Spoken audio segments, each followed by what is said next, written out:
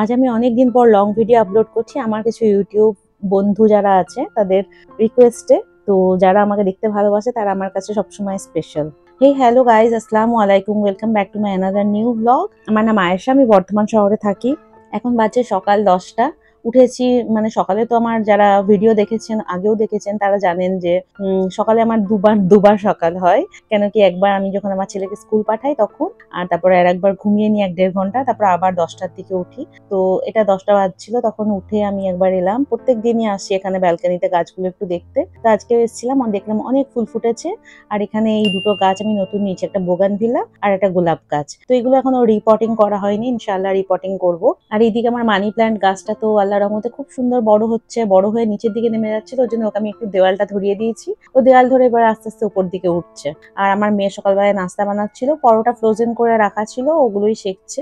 সকালে তো খুব অতিরিক্ত খেতে পারি না, একটা করেই পরোটা খাবো, আমি একটা, আমার মেয়ে একটা, আমার হাজবেন্ড একটা। আর সাফিন গেছে আসানসোল ঘুরতে, বন্ধুদের সঙ্গে দেখা করতে গেছে। আর এখানে এই কোফতাটা না আগের দিন রাত্রের বেলায় রান্না করেছিলাম, ওটাই একটু বেঁচে ছিল, তো পরোটা দিয়ে ওটাই খেলাম। আর সকালবেলায় ঘুম থেকে উঠেই না আমি ব্রেকফাস্ট বানানোর আগে প্রত্যেক দিনই এটা করি, যেদিন দরকার হয় আর কি। তো যে জিনিসপত্রগুলো দরকার সেগুলো অর্ডার করে দিয়ে তারপর নাস্তা বানাতে আসি। তো সেটা এসে গেছিল এর মধ্যেই। তারপর ব্রেকফাস্ট করে উঠে আমার হাজবেন্ডের কাপড় আয়রন করার ছিল, ওটাকে একটু আয়রন করে নিলাম।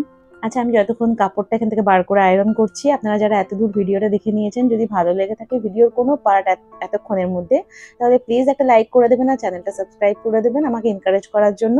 আর যারা আমার পুরনো অডিয়েন্স আছেন তারা অবশ্যই জানেন যে এই কাজটা আমি সব থেকে হেড করি, কিন্তু যেহেতু হাজবেন্ডের কাপড় তো আয়রন করতেই হবে। আচ্ছা, আপনাদের মধ্যে কে কে আছেন আমার মতন কমেন্ট বক্সে জানাবেন। বেশ, এরকম ব্যাপার নেই যে সবসময় আমি আয়রন করি, কখনো কখনো ও আয়রন করে নেয়, কিন্তু ওটা রেয়ার, খুব রেয়ার হয় কি নিজের কাপড় নিজে আয়রন করে। আমারটাও আয়রন করে দেয় খুব কম। যাই হোক, এখানে ও রেডি হয়ে তো বেরিয়ে গেল টাটা করে দিয়ে। তারপর আমি ঘরে এসে দেখলাম ঘরের অবস্থা তো পুরো খারাপ, বাকি সব ঘর আমার গোছানো হয়ে গেছে, পুরো সব বাড়ির রুম। আর এখানে আমার রুমটাই খালি বাকি ছিল, পুরো ঘর একদম মেস হয়ে আছে। এটাকে আমি এখন ক্লিন করব। তো ভাবলাম আজকে চাদরটা চেঞ্জ করব।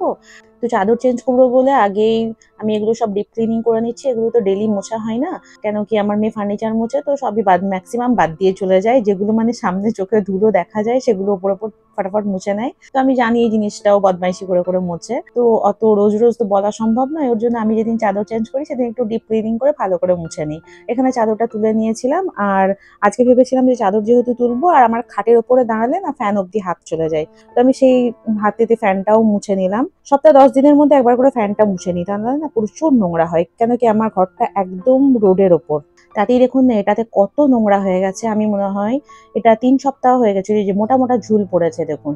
তারপরে ফ্যানটা মোছা হয়ে গেলে এখানে আমি বেডটাও একটু ছেড়ে নিলাম, কেন কি এই ম্যাট্রেসটার উপরেও অনেক ধুলো পড়েছিল। এরপর আমি চাদরটা নিয়ে গিয়ে ওয়াশিং মেশিনে ঢুকিয়ে দিলাম কাচতে। সাথে আমি এটাও নিয়েছিলাম, কমফোর্টারটাকেও নিয়েছিলাম, একসঙ্গে দুটোই ধুতে দিয়ে দিলাম।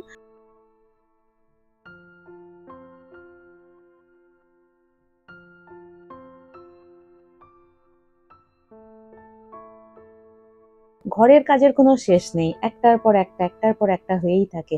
যাই হোক, ওদিকে ওয়াশিং মেশিনে আমি কাপড়গুলো দিয়ে দিয়েছি, দিয়ে এখানে আমি বিছানা চাদরটা বিছাতে চলে এলাম। আর যেদিন পরিষ্কার কাঁচা চাদর নতুন নয়, যেদিন কাঁচা চাদর বিছানো হয় সেদিন মনটা এত ফ্রেশ লাগে। সপ্তাহে একদিন তুলি, কেন কি আমার ঘরে তো কোনো ছোট বাচ্চা নেই, আমরা সবাই বড়। এখানে 1টা 15 মতন বেজে গেছিল, আমার রুম পুরো ক্লিন করা হয়ে গেছে একদম। কি মেস ছিল রুমটা, আর কিরকম ক্লিন, একদম চকচকে করে দিয়েছি। যাই হোক, তারপর এখানে 2-4টা কাপড় ছিল, বেশি নয়, একদমই 2-4টে, দু চারটেই ছিল। তো সেগুলোকে গুছিয়ে তুলে রাখলাম। আর এই কটা কাপড় গুছিয়ে নিলে আমার মোটামুটি কাজ শেষ হয়ে যাবে। তো ভাবলাম কেন 2-4টা কাপড় ফেলে রাখি, একটু গুছিয়েই নিই হাতে হাতে। কেন কি কাজ ফেলে রাখলেই কাজ ফেলে রাখা হয়, আর করে নিলে দেখবেন সবই কাজ নিপটে যায়। যাই হোক, তারপরে এখানে আমি গোসল ফোসল করে নিয়েছিলাম, এবার নামাজ পড়বো, জোহরের নামাজটা পড়ে নিয়েছি। আপনারা হয়তো ভাববেন যে আজকে রান্নাই কেন করলাম না আমি। আজকে সত্যি করে আমি রান্না করিনি, আজকে রান্না থেকে আমি ছুটি নিয়েছিলাম। এই গরমের মধ্যে রোজ রান্না করে করে বোর হয়ে গেছি। তো হাজবেন্ডকে বললাম যে আজকে আমি ছুটি, রোজ আমি তোমাকে খাওয়াই, আজকে তুমি আমাকে খাওয়াবে। আমি তো মাঝে মাঝে এরকম করি, আরো কখনোই ডিসঅ্যাগ্রি করে না এই জিনিসটাতে, যখন বলি তখনই নিয়ে আসে।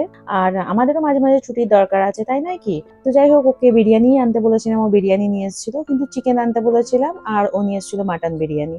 চিকেনটা এর জন্যই বলা যে আমার মেয়ে মাটন খেতে চায় না, তো একদম অল্প একটুখানি নিয়েছিল, বাকি তো আমরাই সব খেয়ে নিলাম। যাই হোক, অতটা রাইস তো শেষ করতে পারিনি, আমার ছেলে ছিল না, থাকলে শেষ হয়ে যেত। তারপর আমরা সবাই খেয়ে নিলাম। আপনাদের মধ্যে কার কি বিরিয়ানি পছন্দ আমাকে কমেন্ট বক্সে জানাবেন, চিকেন ইয়া মাটন।